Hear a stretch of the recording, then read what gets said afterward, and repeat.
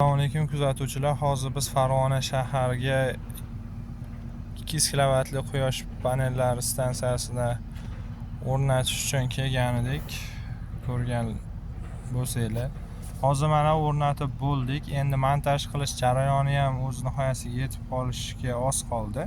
Hozir mana avtomatlar, invertorlar terilgan, invertorga kabellar kelgan, siloviy kabellar o'rnatilgan. Hozir oxirgi montaj qilish jarayonlari, ya'ni quyosh paneliga o'tkazishlarni tashlashni boshlaganmiz. Kimga maslahat yoki qanaqadir tushunmaydigan joyinglar bo'lsa, quyosh panel bo'yicha savollar bo'ladigan bo'lsa, bemalol kommentariyada yozishinglar mumkin. Hammasiga qo'ldan kelgancha javob berishga harakat qilamiz.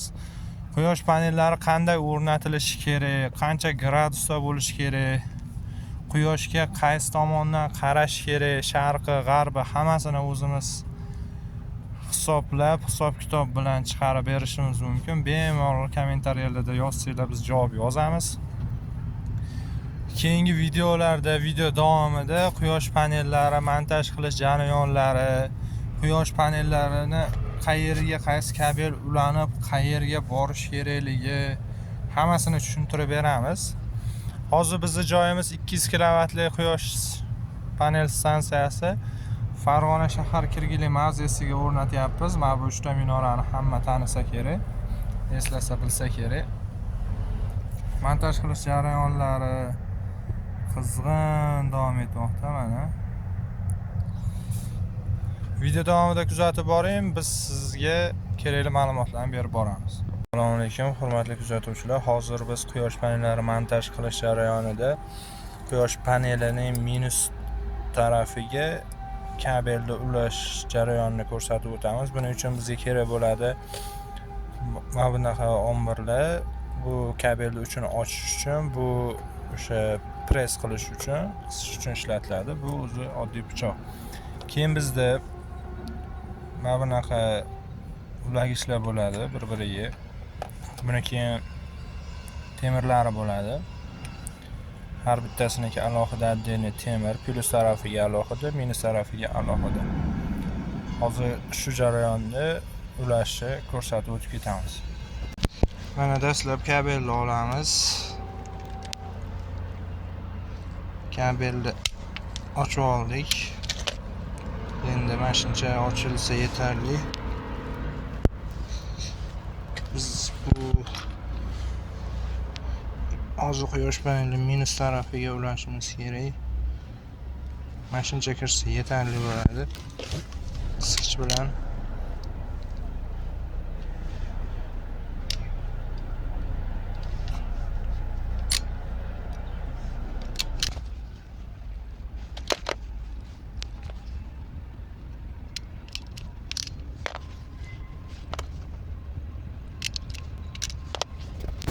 mana hozir mana shu holatda hozir biroz ko'rinmayapti.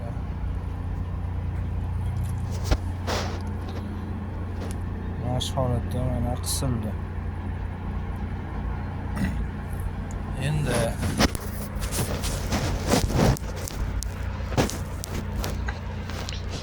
mana buni kirgizganimizda oxirigacha kirish kerak. O'zi chiqqa deb ovoz chiqadi. Keyin manisini qotirib qo'yamiz. Tortganda ichkariga kuch kelmasligi uchun. Bo'ldi mana. Ulandi. Endi buni bemalol quyosh paneliga ulab qo'yishimiz mumkin. Mana bu quyosh panelni minus tarafi montaj qilish jarayonida mana mashinga shunday qilib tiqib qo'yilsa bo'ldi. Mana shunday qilib mana oxirigacha kiradi bu ham. Hozir tiqib qo'ysam keyin sug'urib bo'lmay qoladi. Tiqib ko'rsatib beradi. Shunda to'g'ri ulangan bo'ladi.